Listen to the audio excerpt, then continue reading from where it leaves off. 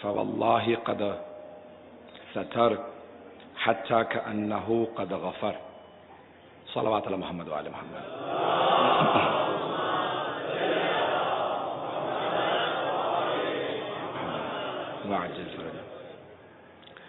عزیزان گرامی، جناب امیر علیہ السلام کی نہج البلاغہ، جس کو کوئی بھی پڑھنے کے بعد گواہی دے گا کہ علی اللہ کے ولی ہیں، اور جیسا نمائندہ الہی کو ہونا چاہیے وہ صفات آپ کو حضرت امیر میں نظر آئیں گی، اور جیسا وصی رسول خدا کو ہونا چاہیے وہ صفات آپ کو نظر آئیں گی. متقیوں کا امام اور پوری دنیا کے جو پارسا ہیں، پرہیزگار ہیں، ان کے مولا علی ابن ابی طالب ہیں.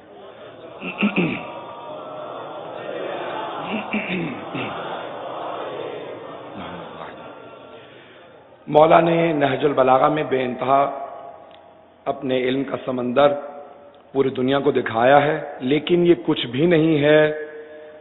یہ نہج البلاغہ بہت کچھ ہے ہمارے لحاظ سے، لیکن مولا کے فضائل کے لحاظ سے کچھ نہیں ہے. مولا اس سے بھی بہت بالا تر ہے، مولا اس سے بہت زیادہ باعظمت ہے. مولا کا مقام اور عظمت یہ ہمیں بہت بعد میں، مرنے کے بعد واضح ہوگی جب ہم ان کے علم کو دیکھیں گے. عزیزان گرامی، نہج البلاغہ میں مولا نے توحید پہ بے انتہا خطبے دیے ہیں. میں نے جو آج فرمان انتخاب کیا ہے، مولا نے اس میں تمام مؤمنوں کو دعوت دی ہے کہ کس طرح سے اپنے گناہوں سے دور رہیں اور نیک کام کریں. نیک کام کس طرح سے خدا سے قریب کرتے ہیں. اور مولا نے اس فرمان میں یہ سمجھایا کہ اللہ سبحانہ و تعالی انسانوں کی پردہ پوشی کرتا ہے. اتنی پردہ پوشی کرتا ہے، اتنی پردہ پوشی کرتا ہے کہ انسان یہ سوچنے لگتا ہے کہ میرے گناہ معاف ہو چکے ہیں، لیکن پروردگار انسانوں کے گناہوں کی پردہ پوشی کر رہا ہوتا ہے. وہ ستار العیوب ہے. اور مولا نے اس فرمان کے اندر الحذر الحذر فواللہ قد ستر، مولا فرماتے ہیں آگاہ رہنا، آگاہ رہنا، خدا کی قسم وہ اللہ اتنی پردہ پوشی کرتا ہے کہ حتیٰ یہاں تک کہ ہر انسان یہ سوچنے لگتا ہے کہ قد غفر، اس نے ہماری مغفرت کر دی ہے، اس نے ہمیں معاف کر دیا. میری آواز زیادہ اذیت تو نہیں کر رہی ہے؟ عزیزان گرامی، 5 سے 7 منٹ لگیں گے، میری آواز آہستہ آہستہ آئے گی جب میں بولوں گا. تو مولا نے اس پیارے سے فرمان کے اندر، مولا کے ہر فرمان کو سونے کے پانی سے لکھیں تاکہ ارزش کا اندازہ ہو. اتنے گہرے فرمان ہیں کہ اگر اس کو جب تک سونے اور چاندی کے فرمان سے لکھا نہ جائے کسی کو اندازہ نہیں ہو سکتا کہ مولا نے کیا فرمایا.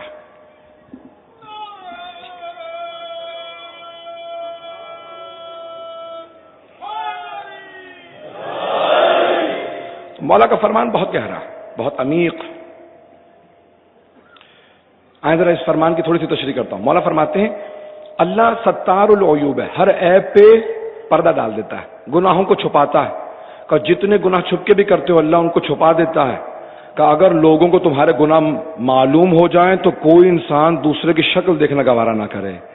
کہ اور دیکھو جس کا کھا رہے ہو، جس کی حکومت میں ہو، جس کی بارگاہ میں ہو، اسی کا رزق کھاتے ہو، اس کے سامنے گناہ کر رہے ہوتے ہو، پھر بھی تمہارے عیبوں پہ پردے ڈالتا رہتا. کہ تمام گناہوں کو چھپاتا ہے، کہ وہ اتنا کریم ہے، ہر عیب پہ پردہ ڈال دیتا ہے، کسی کو بتاتا نہیں ہے اس نے یہ گناہ کر رکھا. کہ یہ جو ملائکہ ہماری فضا کے اندر ہوتے ہیں بعض اوقات اذیت محسوس کرتے ہیں کہ پروردگارہ یہ کتنا گنہگار بندہ اس نے گناہ کیا. کہ لیکن اللہ سبحانہ و تعالیٰ کہتے ہیں خبردار، ابھی گناہ لکھنا مت، نماز کا وقت آنے والا، یہ بھی توبہ کر لے گا. وہ فوراً کہتے ہیں کہ پروردگارہ نماز کا وقت گزر گیا، اس نے تو نماز بھی نہیں پڑھی، توبہ تو کچھ دور کی بات. کہتا نہیں ابھی ایک اور نماز آنے والی ہے، یہ میرا بندہ ہے. کہ وہ اتنا رحمان و رحیم ہے، فرشتے کہتے رہتے ہیں پروردگارہ گناہ لکھ لوں، وہ کہتا رہتا ہے خبردار ابھی نہ لکھنا، رات آنے والی ہے، ابھی آرام تھوڑا کر رہا ہے، یہ رات سے پہلے توبہ کر کے سوئے گا. کہ جب وہ رات کو پھر بھی توبہ نہیں کرتا تو اللہ کہتا نہیں ابھی صبح اٹھ کے توبہ کر لے گا. وہ گناہوں کو رکواتا رہتا ہے. ایک ایسا وقت آتا ہے کہتا ہے لکھ لو. کہا تم نے غور نہیں کیا وہ پروردگار کتنا رحمان ہے، ملائکہ کو روکتا رہتا ہے اپنے گنہگار بندے کی محبت میں.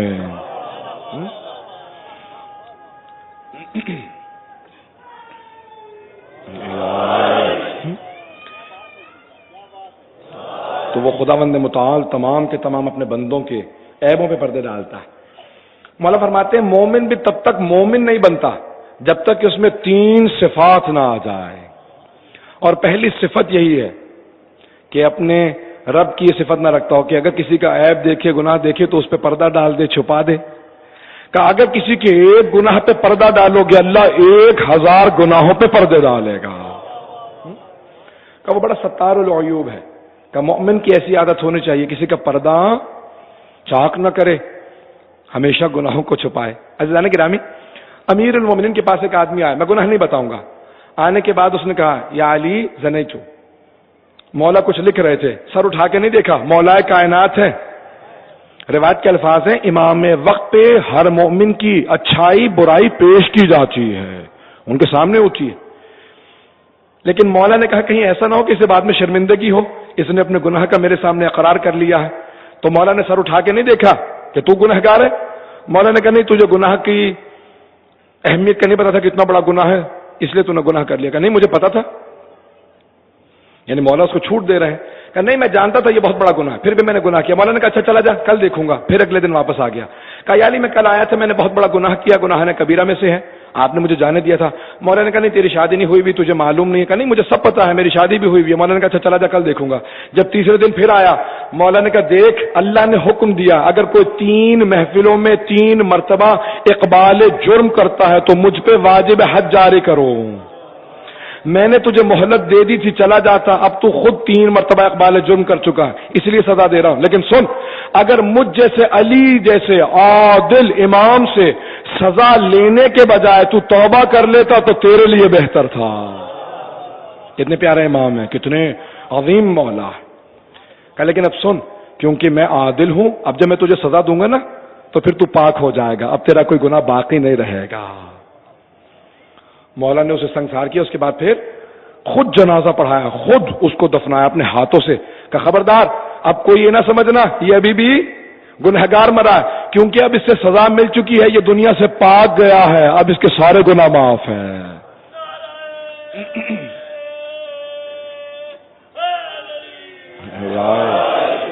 توجہ ہے مجھ میں کہ میرے ساتھ؟ عزیزان گرامی، جناب امیر علیہ السلام فرماتے ہیں، کہا کہ اللہ کی پردہ پوشی سے کبھی یہ نہ سوچنا. بعض اوقات انسان بہت بڑے بڑے گناہ کرتا ہے، سوچتا ہے اللہ نے کبھی کسی کو بتایا نہیں، اور بعض اوقات چھوٹا سا گناہ کرتا ہے اور وہ گناہ آشکار ہو جاتا ہے. کہتے ہیں اللہ نے حد رکھی ہوئی ہے کہ 70 تک، مثال کے طور پہ 70 تک میں پردہ پوشی کروں گا، جیسے ہی 71واں گناہ ہوگا تو پردہ چاک ہو جائے گا.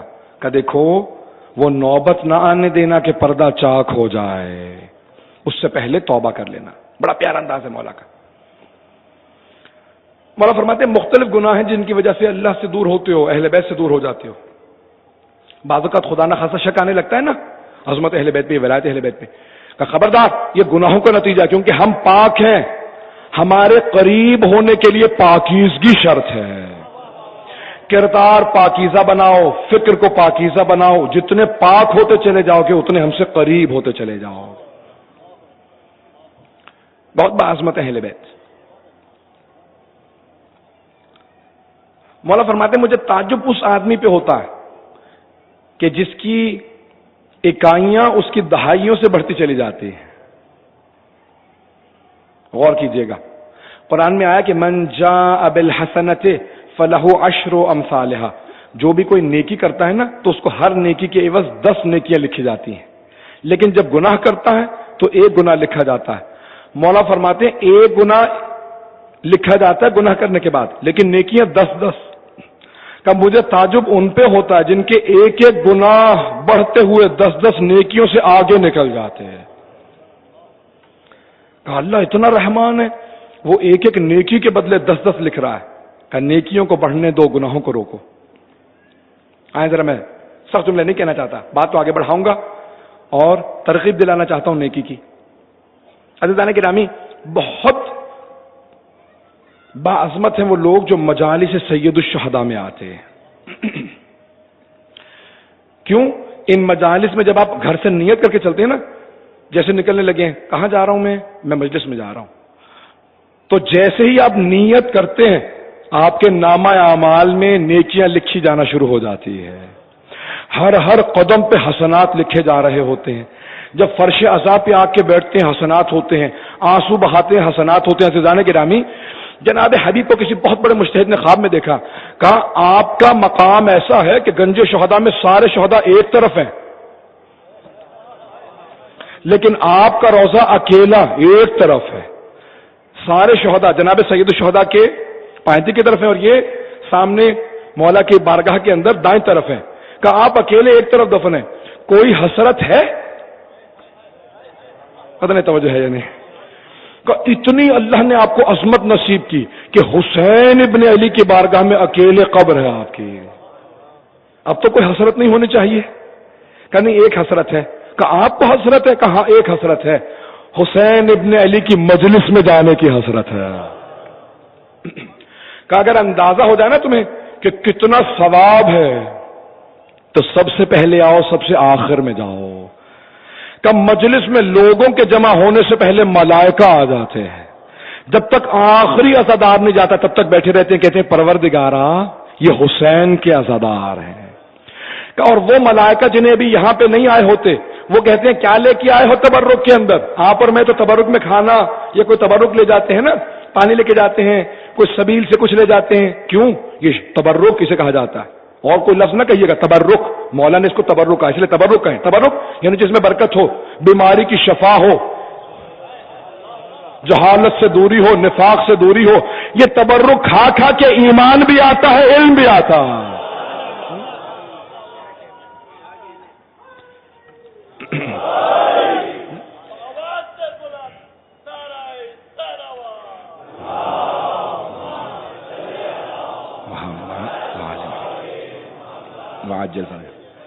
تو آپ تبرک لے کے جاتے ہیں. وہ سارے ملائکہ جو یہاں نہیں آئے ہوتے وہ ان ملائکہ سے پوچھتے ہیں کیا تبرک لے کے آئے ہو؟ تو وہ کہتے ہیں کہ ہم حسین کے رونے والوں کے آنسو تبرک میں لائے. ان آنسو کو وہ جمع کر کے لے جاتے ہیں. عزیزان گرامی، یہ آپ کے گناہوں کا کفارہ ہے. جب گناہوں کا کفارہ ادا کر رہے ہیں تو پھر دوبارہ گناہ نہ کیجیے گا.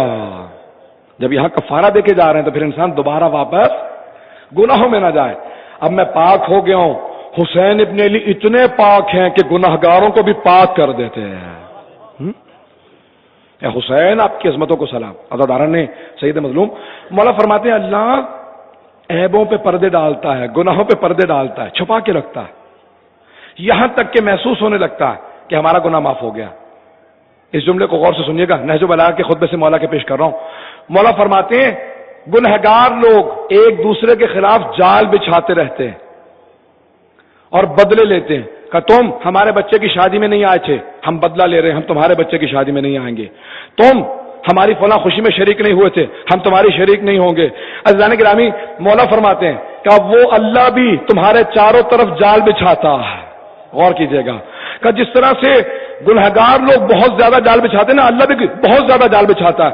کہ یہ تمہیں ٹریپ کرنے کے، تمہیں پھنسانے کے جال بچھاتے ہیں، وہ تمہارے چاروں طرف رحمت کے جال بچھاتا ہے.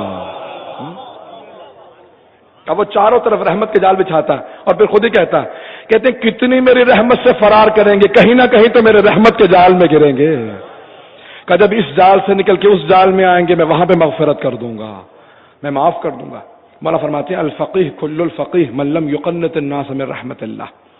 حقیقی معنی میں فقیہ وہ ہے جو لوگوں کو رحمت الہی سے مایوس نہ کرے، لیکن خبردار لوگوں کو گناہوں کے اوپر رغبت نہ دلانا. اپنے بھی گناہوں کا حساب دینا پڑے گا، دوسروں کے بھی گناہوں کا حساب دینا پڑے گا. یہ مجلسیں آپ کو اندازہ نہیں ہے، آپ کی پوری زندگی کے اندر سب سے زیادہ جو ثواب ہے وہ اسی فرش عزا پہ بیٹھنے کا. آپ نے سن رکھا ہوگا علامہ طباطبائی کا نام، شیخ بہجت کا نام، آیت اللہ بہجت کا نام سن رکھا ہے سب لوگوں نے. بہت بڑے مرجع گزرے، قم کے 5 سال پہلے انتقال ہوا. آیت اللہ شیخ محمد تقی بہجت، بڑے بڑے علماء ان کے معتقد تھے، بہت بڑے عارف تھے. وہ کہتے ہیں میں نے اپنے استاد سید علی قاضی طباطبائی کو خواب میں دیکھا پوچھا آقا آپ اتنے بڑے عارف تھے، طی الارض مولا نے آپ کو عطا کیا تھا، آخری ماہ رمضان کی 10 شبوں میں ہر معصوم کی زیارت کر کے آتے تھے.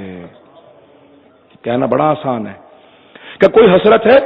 کہا کہ برخوردار عاطل بہجت ان کے شاگرد تھے، کہ برخوردار ایک بات کا بڑا افسوس ہے، میں ہر روز 1 مرتبہ زیارت عاشورہ پڑھا کرتا تھا، اے کاش میں نے 2 مرتبہ پڑھی ہوتی. یہ آپ کو جو موقع ملا ہے نا، شکر ادا کریں کہ پروردگارہ تو نے ہمیں حسینی بنایا. اگر ایک امید ہے بخشش کی تو وہ فرش سید الشہداء ہے. توجہ میرے ساتھ رکھیے گا عزیزان گرامی. عزیزان گرامی، مولا فرماتے ہیں یہ انسان اپنے گناہوں کی وجہ سے بڑا دور ہو جاتا ہے.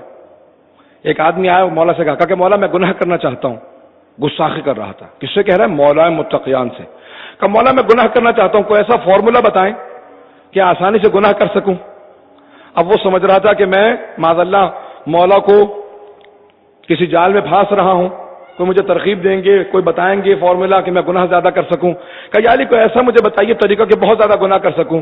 مولا نے کہا بڑا آسان طریقہ بتا رہا ہوں، اس کے بعد جتنے چاہے گناہ کر لے. بڑا خوش ہوگا. اس کے بعد جتنے چاہوں کا؟ مولا نے کہا جتنے چاہے گناہ کر لے. کہ مولا کیا طریقہ ہے؟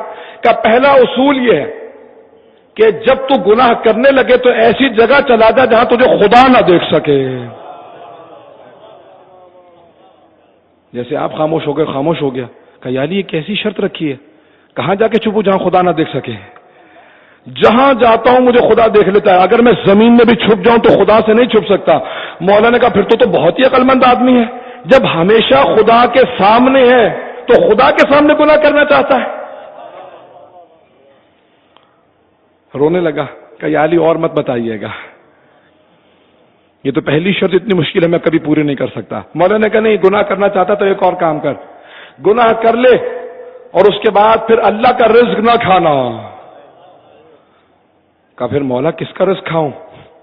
جو کچھ ہے وہ اللہ کا. کہا اچھا، کھاتا بھی اسی کا ہے، گناہ بھی اسی کی کرتا ہے، معصیت بھی اس کی کرتا ہے. عجیب بندہ ہے. اور زیادہ رونے لگا. کہا یالی اور کوئی شرط بھی بتا دیجئے، مجھے آپ کہہ رہے تھے اور شرط ہے، تیسری شرط. مولا نے کہا ایک شرط اور ہے، جب گناہ کر لینا بس پھر اللہ کی حکومت میں نہ رہنا، ملک و ملکوت الہی میں نہ رہنا، کہیں باہر چلا جا. کہا مولا یہ تو پہلی تینوں شرط، تو دونوں شرط سے زیادہ سخت شرط ہے. جہاں جاؤں گا ملک و ملکوت اللہ کا ہے. مولا نے کہا رہتا بھی اس کی حکومت میں ہے، کھاتا بھی اسی کا ہے، اسی کے سامنے ہے، پھر بھی اس کے گناہ کرتا. بہت رویا، بہت دیر تک روتا رہا. کہ مولا چوتھی شرط کیا؟ مولا نے کہا اللہ کا ایک ادنا سا غلام ہے، نام ہے ملک الموت. جب وہ تیری روح قبض کرنے آئے نا، کہ رک جا، ابھی روح قبض نہ کرنا، میں ذرا وصیت کراؤں، کفن کا کپڑا لے آؤں، غسل کا پانی لے آؤں، کافور لے آؤں، اس کے بعد میری روح قبض کرنا. کہ مولا وہ سوچنے ہی کہاں دے گا، اتنی لمبی گفتگو کہاں ہوگی، وہ آئے گا روح نکال کے چلا جائے گا. مولا نے کہا اللہ کے ایک ادنا سے غلام کے سامنے تیری چلتی نہیں، اس کے گناہ کرتا ہے. کم ملک الموت تو اللہ کا ایک چھوٹا سا غلام ہے، اس کے بھی سامنے تیری چل نہیں سکتی، اسے بھی نہیں کہہ سکتا رک جا. کہ پھر اللہ کے گناہ کیوں کرتا؟ بہت رویا. کہ مولا کوئی نصیحت کر دیجئے. کہ بس یہ یاد رکھ، یہ دنیا فانی ہے، باقی رہنے والی آخرت ہے. نہیں پہنچا پایا اس بات کو. آئے نوجوانوں کی خاطر، اپنے بچوں کی خاطر، اپنے چھوٹے بھائیوں کی خاطر پیش کر رہا ہوں. مولا فرماتے ہیں الدنیا دار الفرار، یہ دنیا ممر ہے، گزرگاہ ہے، ٹرانزٹ ہے، رہنے کی جگہ نہیں ہے، بقا کی جگہ نہیں ہے. آپ اگر ہوائی جہاز میں سفر کریں، راستے میں کہیں آپ نے کچھ دیر کے لیے 2 گھنٹے کے لیے رکنا ہو، مقصد کہیں اور ہو، مثال کے طور پہ جا رہے ہیں آپ نجف، راستے میں کچھ دیر کے لیے دبئی رکیں گے. کبھی ایسا ہوتا ہے کہ جو آپ کا مین سوٹ کیس ہے وہ آپ ہاتھ میں لے لیں اور وہ جو چھوٹا سامان ہے اس کو آپ ہوائی جہاز کے سامان میں بھیج دیں؟ کبھی ایسا ہوتا ہے؟ کبھی ایسا نہیں ہوگا. چھوٹا سامان ہاتھ میں رکھیں گے، بڑا سوٹ کیس آپ بھیج دیں گے، نجف جا کے مل جائے. مولا فرماتے ہیں مقصد آخرت ہے، لوگوں نے دنیا کو مقصد بنا لیا، اصل سامان یہاں رکھ رہے ہیں، آخرت کے لیے کچھ بھیج نہیں رہے۔ مولا فرماتے ہیں دنیا کے لیے تھوڑا سامان رکھو، آخرت کے لیے سارا بھیج دو۔ پتہ نہیں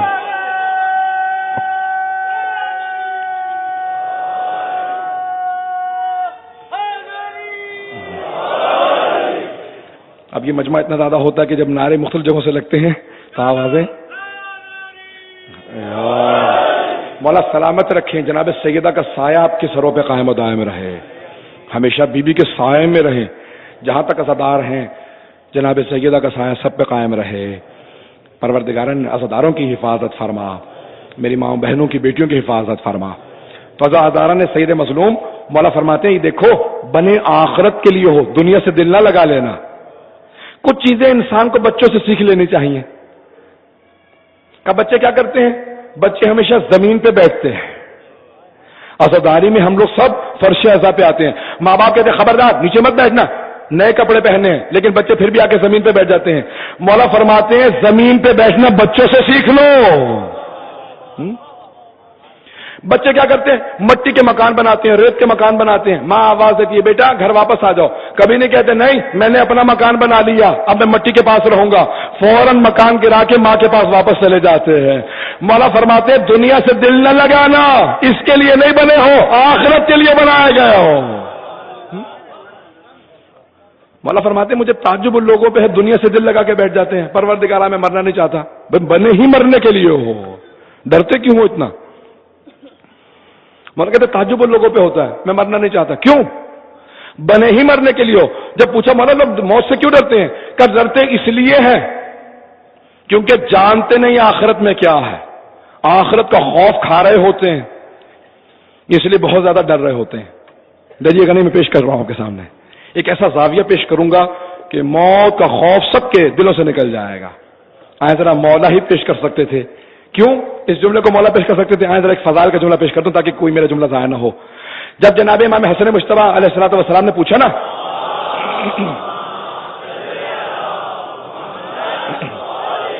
محمد وعجل، پوچھا بابا آپ نے صرف کرتا پہن رکھا، 80,000 کا لشکر سامنے کھڑا، صفین کی جنگ تھی، مولا نے زرہ نہیں پہنی تھی، زرہ پہنتے تھے تو تیر تلوار کا وار رک جاتا، نیزہ اور تیر سینے میں نہیں جاتا کیونکہ زرہ لوہے کی ہوتی ہے، تو مولا ہمیشہ صرف سامنے زرہ پہنتے تھے، پشت پہ نہیں پہنتے تھے۔ پتہ نہیں توجہ ہے یا نہیں؟ کسی نے پوچھا تھا نا مولا سے کہ مولا یہ ہمیشہ آپ سامنے زرہ پہنتے پشت پہ کیوں نہیں پہنتے؟ کہا کہ مالک پشت پہ زرہ وہ پہنے جو دشمن کو پشت دکھائے گا۔ کہا جب میں نے بھاگنا نہیں تو پشت پہ زرہ کیوں پہنوں؟ کہا میرا سینہ سامنے رہے گا۔ تو امام حسن مجتبی کہ بابا آپ کے سارے چاہنے والے کہہ رہے ہیں کہ آپ بغیر زرہ کے جنگ کر رہے ہیں، 80,000 کا لشکر سامنے کھڑا رہا، آپ اکیلے سب سے اکیلے آگے سامنے کھڑے ہیں، صرف کرتے کے اندر زرہ بھی نہیں پہنی، سامنے بھی زرہ نہیں پہنی۔ کہا کہ اے بیٹا حسن میرے سارے شیعوں کو بتا دو ابو طالب کے بیٹے کو پرواہ نہیں کہ موت اس پہ آ پڑے یا وہ موت پہ جا پڑے۔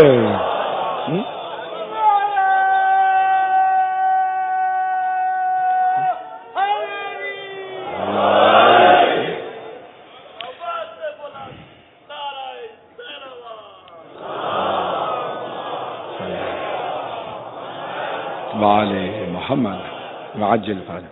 تو مولا کے چاہنے والے موت سے نہیں ڈریں گے، اگر موت سے ڈرتے ہوتے تو یہ عزاداری قائم ہوتی۔ آج کتنی دنیا کے اندر لوگ مسلسل وارننگ دے رہے ہیں مت جانا کربلا، مت جانا کاظمین۔ چند مہینوں پہلے پچھلے سال کی بات ہے جب وہ کاظمین میں اس سے پچھلے سال کی بات ہے جب کاظمین میں پل کے اوپر پل بغداد کے اوپر جب بم کا دھماکہ ہو گیا تھا تو دیکھا بہت سے لوگ رو رہے ہیں، تو پوچھنے لگے ان سے بھی کیا بات ہے آپ رو رہے ہیں، کوئی شہید ہو گیا؟ کہ نہیں، کوئی آپ کا جاننے والا دوست نہیں؟ پھر بیٹا کیوں اتنا رو رہے ہو؟ کہ اتنے لوگ شہید ہوئے مولا نے مجھے شہادت کے لیے نہیں چنا، میں اس لیے رو رہا ہوں مجھ سے کوئی کوتاہی ہو گئی ہے۔ اتنا جذبہ ہوتا علی کا ماننے والا موت سے نہیں ڈرتا۔ عزیزان گرامی جناب امیر علیہ السلام نے پیغام ایسا دیا ہے، میں ایک جملہ اچانک دو مصرے ذہن میں آئے ہیں یہ پیش کرنا چاہتا ہوں۔ ڈرتے نہیں ہے موت سے، ڈرتی ہے ہم سے موت۔ ڈرتے نہیں ہے موت سے، ڈرتی ہے ہم سے موت۔ ہم لوگ کربلا سے کفن لے کے آتے ہیں.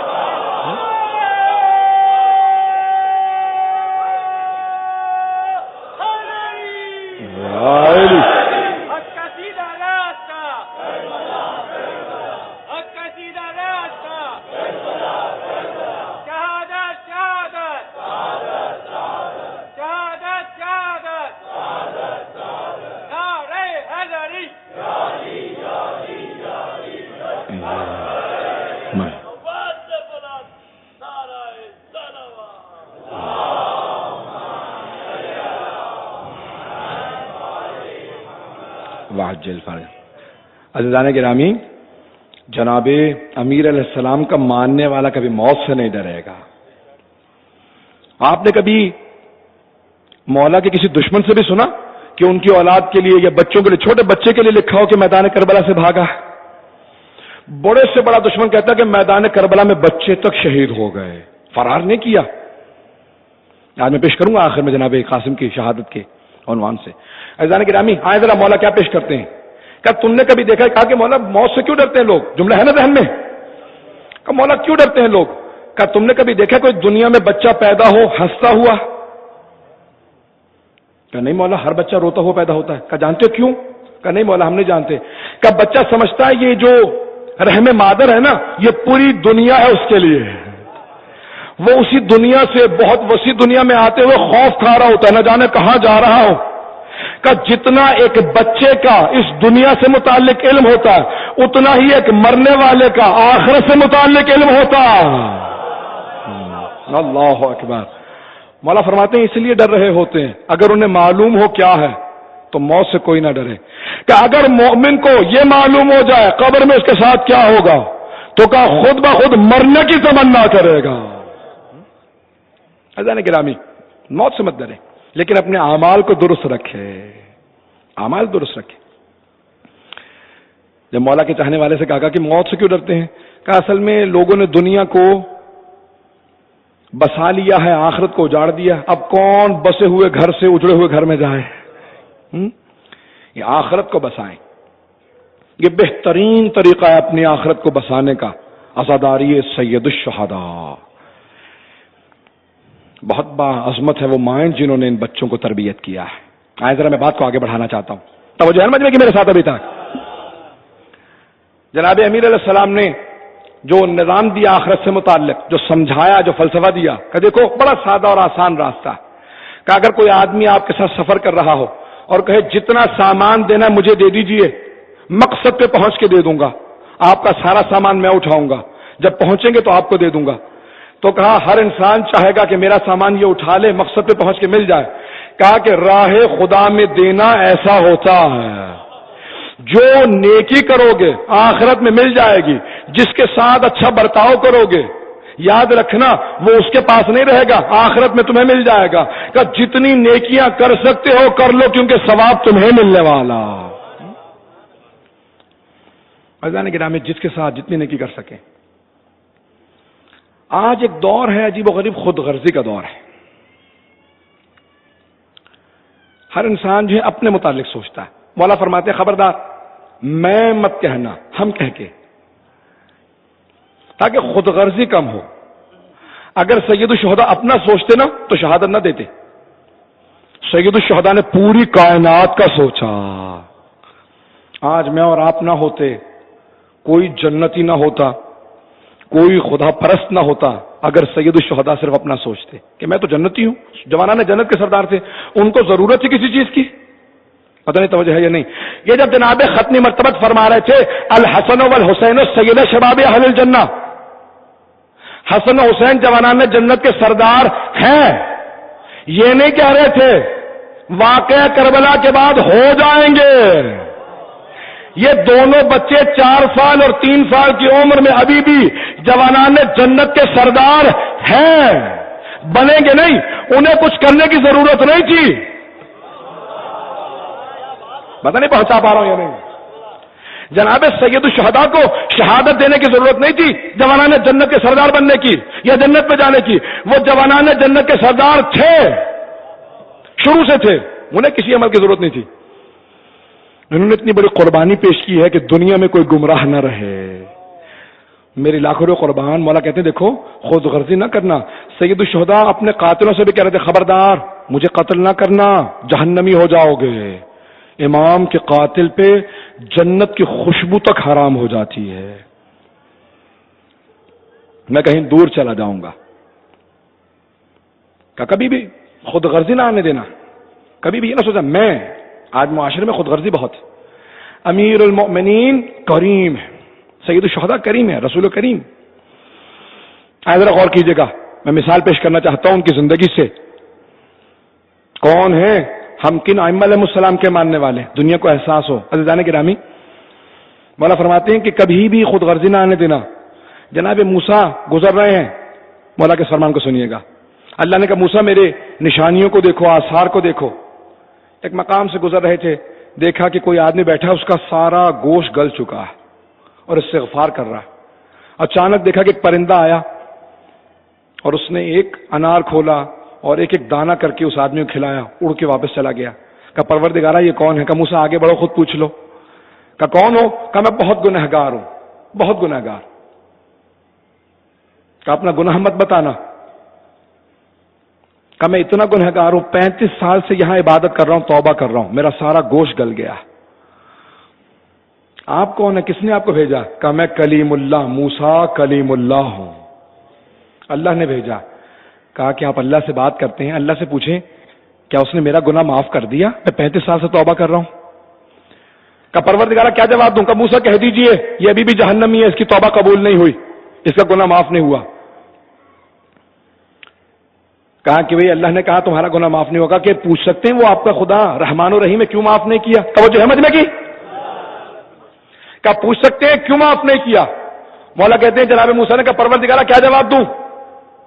کہا کہ موسیٰ اسے کہو یہ 35 سال سے یہاں بیٹھا ہے, میں نے اس پرندے کو معمور کر رکھا ہے, صبح سے شام تک اسے کھانا کھلاتا رہتا ہے. اس نے ایک مرتبہ اس پرندے سے نہیں پوچھا تم مجھے کھلا رہا, کیا کبھی تو نے بھی کچھ کھایا؟ پتا نہیں توجہ ہے یا نہیں. کوئی اتنا خود غرض ہے, ایک دن اس نے 35 سال میں نہیں پوچھا اس پرندے سے, اس فرشتے کو جسے میں نے معمور کر رکھا تو نے بھی کچھ کھایا یا مجھے کھلا رہا. کہ اتنا خود غرض انسان اپنے لیے توبہ کر رہا. جناب موسیٰ نے بتایا, کہا کہ موسیٰ اپنے خدا سے کہیں میری اس عبادت کا کچھ صلہ مجھے دے گا؟ جناب موسیٰ نے کہا کہ پروردگارہ کیا جواب دوں؟ اللہ نے کہا موسیٰ سے کہو ایک دعا اس کی ضرور قبول ہوگی, اتنی عبادت کی ہے, ایک دعا کوئی بھی مانگ لے. کہ پروردگارہ بس مجھے اتنا وسیع و عریض کر دے, اتنا بڑا بنا دے کہ جہنم میں میرے علاوہ اور کوئی نہ آ سکے. کہ موسیٰ اسے کہو میں نے اسے معاف کر دیا. نہیں نہیں نہیں نہیں, جب تک سارے مجمع کو سمجھ میں نہ آئے. کہ موسیٰ میں نے معاف کر دیا. وہ کہنے لگا پروردگارہ کیا تو اس بات سے مجھے معاف کر رہا تاکہ کوئی اور جہنم میں نہیں آ سک رہا, تو سب کو جہنم میں بھیجنا چاہتا؟ کہ نہیں, اب تک تجھے میرے ایک پرندے کی پرواہ نہیں تھی, اب تو میری ساری مخلوق کا سوچ رہا.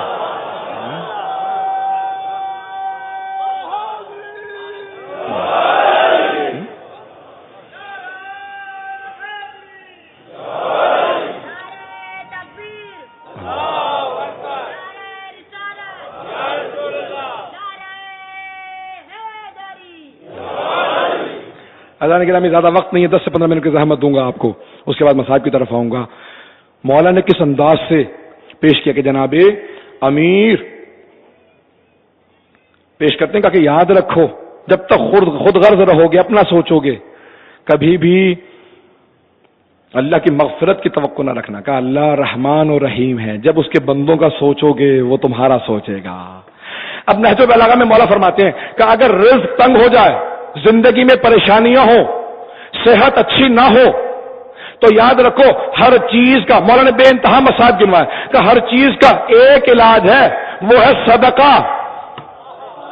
توجہ مجھے کی کہ وہ ہے صدقہ. کہ کیوں؟ کہ جب رزق تنگ ہو تو مہلت دینے سے کم ہو جائے گا. کہ نہیں, اللہ کو پسند یہی ہے جب نہ ہو تو زیادہ دو. توجہ.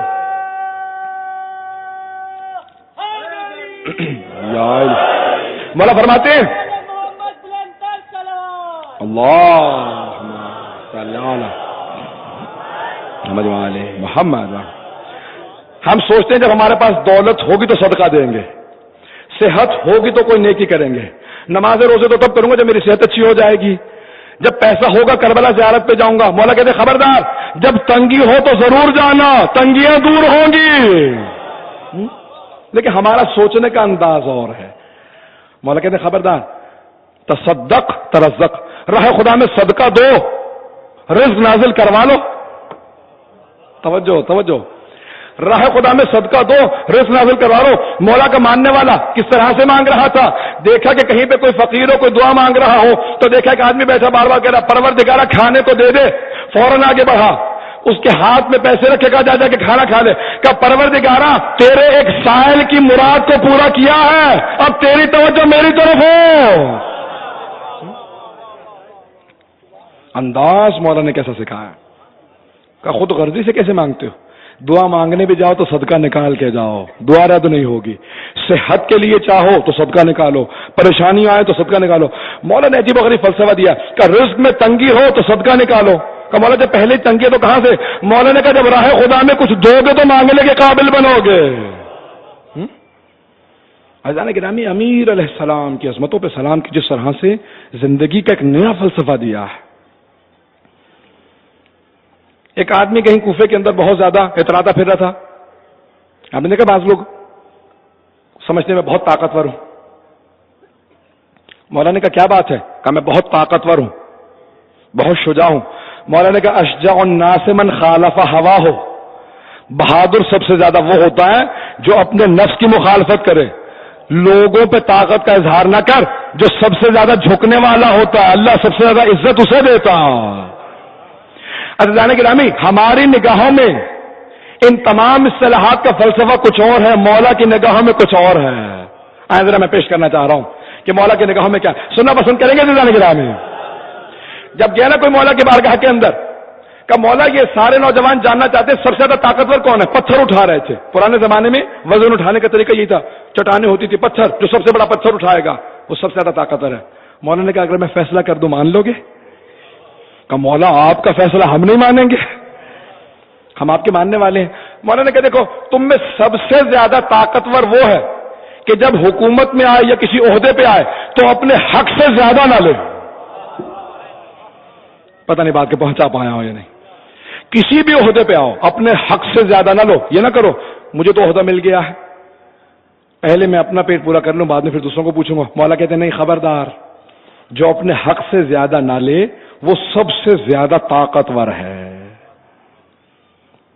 نوجوانوں کے لیے جملہ پیش کر رہا ہوں. ایک بہت بڑا ویٹ لفٹر ہے ایران کا، تو وہ پوری دنیا میں تیسری مرتبہ یا چوتھی مرتبہ نمبر 1 آیا ہے، سب سے زیادہ وزن اٹھاتا ہے. تو اس سے کہیں ایک برطانیہ کا چینل انٹرویو لے رہا تھا، کہا کیسے اتنا وزن اٹھا لیتے ہو؟ دنیا میں کوئی نہیں اٹھا سکتا.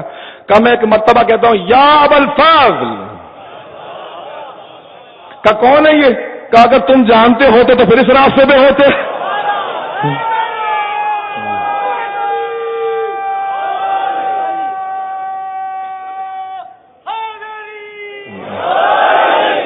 کب بڑے سے بڑا وزن آ جائے، کب بڑے سے بڑا وزن میرے سامنے جب رکھا ہوتا ہے، جس موقع پہ میں کہتا ہوں یا ابا الفضل تو مجھے محسوس ہوتا ہے اس کا کوئی وزن نہیں ہے، آرام سے اٹھا لیتا ہوں. تو اس سے پوچھا کہ کوئی ایسا وزن جو نہ اٹھتا ہو؟ کہ وہ آدھا کلو کا جو میرا کمبل ہے نا، فجر کے وقت وہ اٹھانا بڑا مشکل ہوتا.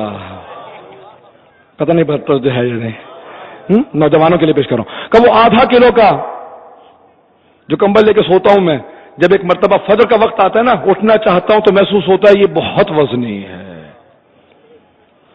تو کسی مجتہد نے کہا کہ اس وقت بھی دوبارہ کہا کرو یا ابا الفاظ. عباس ابن علی کا وہاں پہ بھی نام پکارو، مشکل کشا کے مشکل کشا بیٹے. عزیزان گرامی، پورا نظام بدل دیا اہل بیت نے. آئیں ذرا میں جملہ پیش کرنا چاہتا ہوں مولا کا. ہمارے نگاہوں میں فلسفہ کچھ اور ہے، طاقت کا فلسفہ، شجاعت کا فلسفہ، دولت کا فلسفہ کچھ اور ہے. یہ دولت والا. مولا نے کہا، جب کسی آدمی نے کہا نا مولا میں بڑا غریب ہوں، مولا نے کہا نہیں تو بہت امیر ہے. کہ نہیں یا علی میرے گھر میں تو کھانے کو کچھ نہیں ہے. کہ نہیں تو بہت امیر ہے. کام میں آپ کی تکذیب نہیں کرنا چاہتا، آپ میرے مولا، میں غلام ہوں، لیکن واقعی میرے گھر میں کھانے کو کچھ نہیں ہے. مولا نے کہا پھر بھی تجھے سمجھ میں نہیں آ رہا، تو بہت امیر ہے. کہا مولا کیسے امیر ہوں؟ کہ اگر کوئی تجھے دولت دے، سونے جواہرات دے، کہ علی کی توہین کرو، علی کو چھوڑ دو، کیا مجھے چھوڑ دے گا؟ کہ مولا ساری کائنات چھوڑ دوں گا، آپ کو نہیں چھوڑ سکتا. کہ پھر تجھ سے زیادہ امیر کون ہوگا؟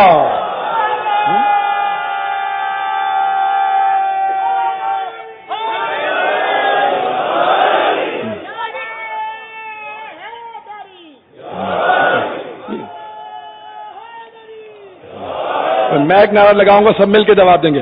نعرہ حیدری.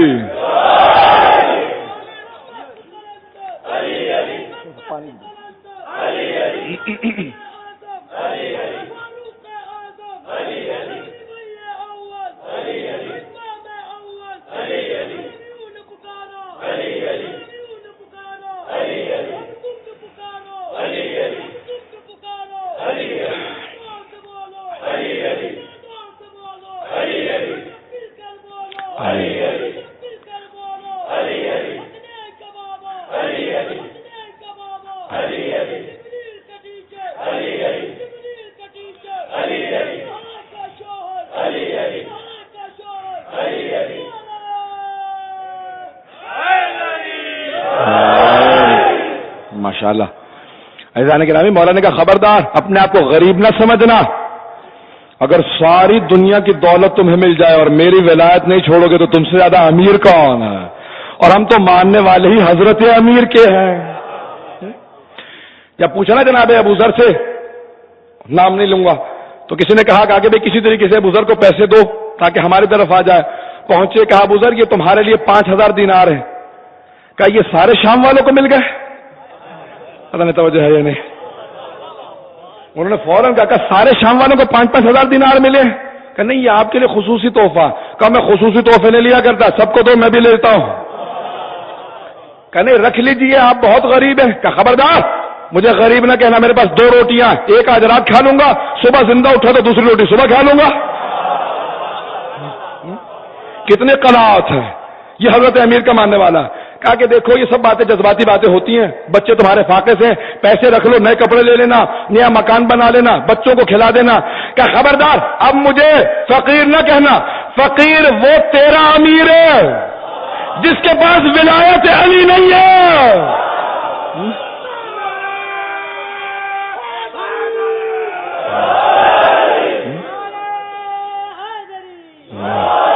توجہ ہے نا؟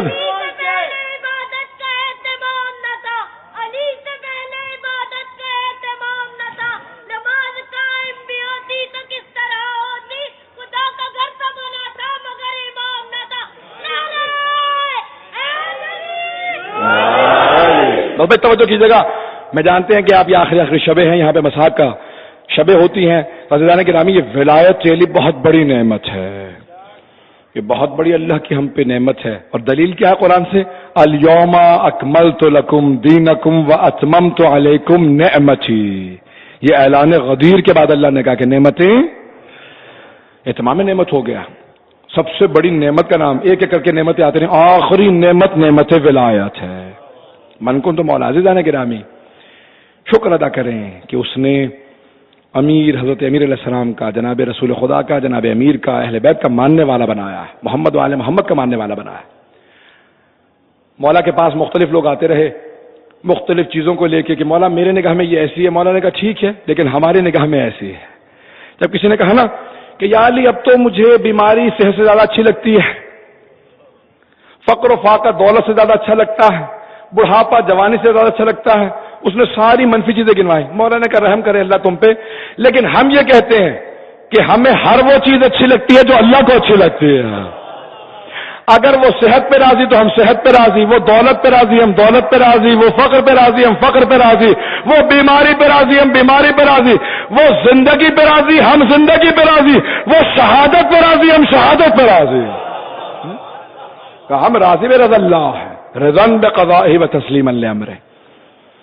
عزیزان گرامی ادراک کیجئے کہ اللہ نے کیا نعمت دی ہے. کبھی گناہ نہ کریں. یہ مجلسیں جو آپ کو پاک کر دیتی ہیں، آئے ذرا میں آج مصائب سے پہلے کچھ جملے پیش کرنا چاہتا ہوں. وہ جملہ جو جناب قاسم ابن حسن کا جملہ ہے.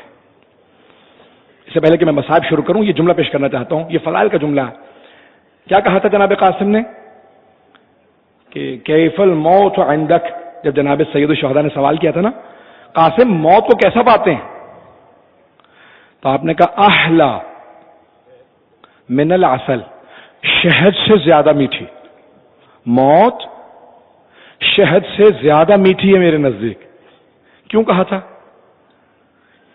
دو وجہ سے. ایک، قرآن میں آیا کل نفس ذائقۃ الموت، ہر نفس موت کا مزہ چکھے گا. اب جناب قاسم بتا رہے ہیں کہ ان کی موت کا مزہ کیسا ہوگا، بتا رہے ہیں شہد سے زیادہ میٹھی. اللہ اکبر ہے جناب قاسم، آپ کی عظمتوں کو سلام. بہت بڑا جملہ ہے. میں جب سوچتا ہوں میری کیفیت بدل جاتی ہے. احلا من العسل، شہد سے زیادہ میٹھی. اللہ کہہ رہے ہر نفس موت کا مزہ چکھے گا. موت کا مزہ کیسا ہوگا؟ جناب قاسم کہتے ہیں میرے لیے تو شہد سے زیادہ میٹھی ہے. بہت بڑا جملہ ہے، گھر جا کے سوچیے گا اس پہ. دوسرے کیوں؟ کیونکہ قرآن نے کہا فیہ شفاء للناس، شہد میں اللہ نے شفا رکھی ہے. جناب قاسم کہہ رہے ہیں حسین جیسے چچا پہ قربان ہونا ہر چیز سے شفا ہے. اللہ اکبر.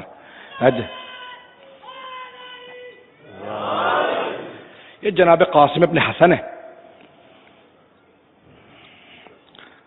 مظلوم باپ کے مظلوم بیٹے ہیں. آج جب زیارت برآمد ہوگی نا تو پرسہ دیں گے آپ. 4 ہستیوں کو پرسہ دیجیے گا. ہمیشہ میں نے پہلے دن سے کہا تھا ہمیشہ مجلس میں آئے تو جناب سیدہ کو سب کا پرسہ دیتے ہیں. آباد کس طرح یہ چمن فاطمی ہوا، کس کی نظر لگی کہ یہ گھر ماتمی ہوا.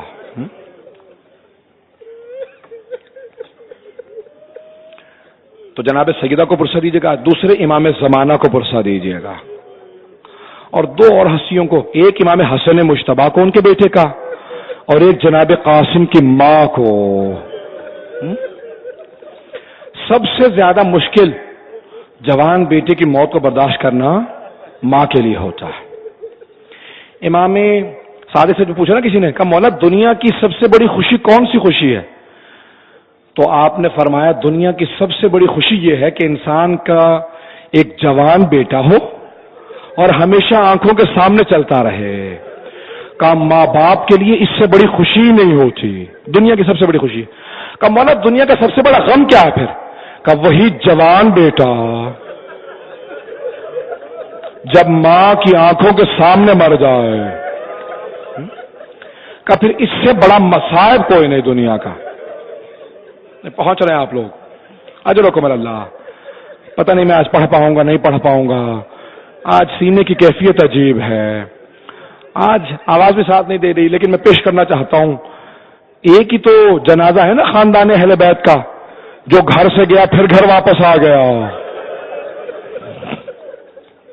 کبھی آپ نے دیکھا کہ جنازہ گھر سے جب واپس آ جائے؟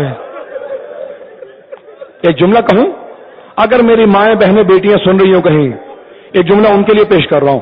ایک بہن کچھ یتیم بچوں کو لے کے دروازے پہ کھڑی تھی، ابھی جنازے کو ودا کر رہی تھی.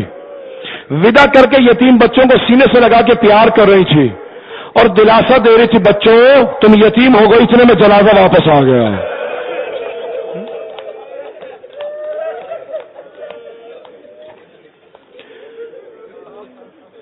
جب جناب امام حسن مجتبیٰ کو زہر دیا گیا نا تو امام کو جب قے آئی تو آپ کا جگر نکل آیا تھا، قے میں پورا آپ کا کلیجہ نکل آیا تھا.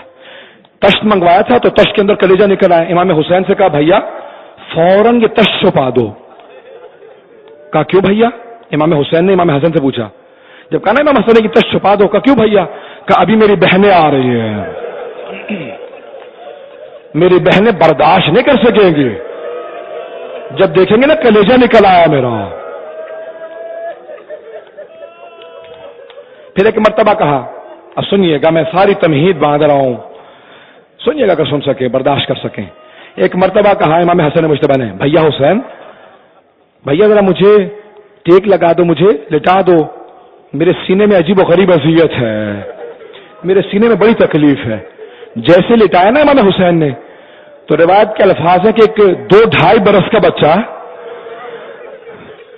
آپ نے دیکھا اولاد کو بڑی عادت ہوتی ہے ماں باپ کے سینے پہ لیٹنے کی، چھوٹے چھوٹے بچوں کی عادت ہوتی ہے ماں کے باپ کے سینے پہ لیٹ جاتے، خصوصاً چھوٹے بچوں کی عادت ہوتی ہے جب باپ گھر میں آتا تو سینے پہ لیٹ جاتے ہیں، اور اہل بیت کو بہت شوق تھا اپنے بچوں کو سینے پہ سلانے کا۔ بس بھی ایک مرتبہ ایک 2-2.5 برس، روایت کے الفاظ ہیں 2-2.5 برس کا ایک بچہ تھا، بہت تیزی سے آیا باپ کے سینے پہ چڑھ گیا، امام حسن نے بڑی زور سے سینے سے لگایا، دوڑتے ایک ماں آئی، جناب فروا نے بازو پکڑا، بیٹا قاسم بابا کے سینے میں درد ہے۔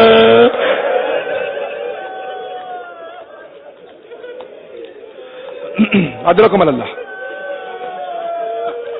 قاسم بابا کے سینے میں درد ہے، بابا کے سینے سے اتر آؤ۔ امام حسن نے کہا فروا رہنے دو، میرے قاسم کو کچھ دیر میرے سینے پہ رہنے دو۔ یہ میں نے ساری تمہید باندھی ہے، وقت نکل گیا، سنیں گے اب میں تھوڑا سا وقت زیادہ لوں گا آج۔ بس ایک مرتبہ بہت پیار کیا، پھر ایک وصیت کی، کہا ام فروا جب میرا بھائی کربلا جائے گا نا، میرے قاسم کو ضرور بھیجنا۔ اے ام فرما یہ میری وصیت ہے، میرے قاسم کو ضرور بھیجنا۔ پھر میری ایک اور وصیت ہے، جب میرے قاسم پہ بہت بڑے مصائب آئے نا اور حل نہ ملے تو میں ایک تعویذ لکھ رہا ہوں، میرے بیٹے کے بازو پہ باندھ دوں گا۔ فروا جب میرا قاسم بہت زیادہ پریشان ہو نا، اسے کہنا تعویذ کھول لے، اس میں حل لکھا ہے۔ اجرکم اللہ۔ اولاد والے بیٹھے، خدا کسی کو جوان اولاد کی آزمائش میں نہ مبتلا کرے۔ بس میں ایک مرتبہ جناب سید الشہداء نے اعلان کیا میں کربلا جا رہا ہوں، میں عراق جا رہا ہوں، جناب فروا نے فوراً کا قاسم تیار ہو جاؤ۔ اکیلا بھیجیں گی؟ نہیں، میں ساتھ جاؤں گی۔ ایک بیوہ ماں جناب امام حسن کی وصیت پہ عمل کرنے کے لیے کہا بیٹا میں ساتھ جاؤں گی، چلی۔ جب شب عاشور آئی نا، سید الشہداء نے ایک ایک مرتبہ سب شہداء کو ان کے نام بتانا شروع کیے۔ کہا کل عباس آپ شہید ہوں گے، علی اکبر آپ بھی شہید ہو جائیں گے، اور محمد آپ دونوں شہید ہوں گے۔ نام بتا رہے تھے، جناب قاسم کا نام نہیں آیا تھا ابھی، جناب سید الشہداء نہ جانے کس کا نام لے کے رکے۔ جناب قاسم ابھی چھوٹے تھے، 13 برس کے تھے، تڑپ کے کھڑے ہو گئے، کہا چچا جان کیا میرا نام فہرست میں نہیں ہے؟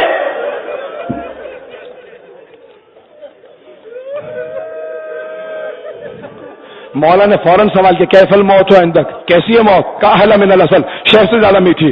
اس سے پہلے کہ کچھ کہتے جناب قاسم، مولا نے کہا قاسم آپ ہی نہیں 6 مہینے کے علی اصغر کا نام بھی ہے۔ غیور باپ کا غیور بیٹا تھا جناب قاسم، برداشت نہیں کر سکے۔ ایک مرتبہ جلال آیا، کہا چچا جان کیا یہ اشقیاء خیموں میں آ جائیں گے؟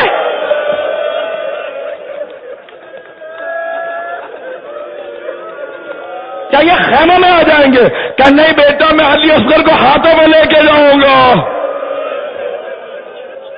جناب قاسم کی غیرت نے برداشت نہیں کیا کہ کہیں خیموں میں تو نہیں آ جائیں گے۔ میں رو کے جملہ کو یبن الحسن، اے حسن کے بیٹے، شام غریبوں میں جب خیموں کو آگ لگے گی، سمر نیزے سے پھپھیوں کی چادریں،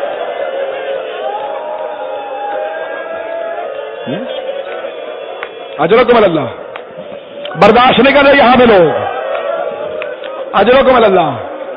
بس تھوڑی سی مجھے مہلت دیجیے گا۔ سید ابن طاؤس نے جو لکھی ہے نا شہادت کی روایت، میں وہ پیش کرنا چاہ رہا ہوں۔ روایت کے الفاظ بڑے سخت ہیں۔ جناب قاسم آئے، جب صبح ہوئی نا نمودار عاشورے کی، تو امام نے کہا پہلے اصحاب کو جانے دو۔ کیوں؟ کہا کیونکہ کربلا میں مرنا آسان ہے، جینا بڑا مشکل ہے۔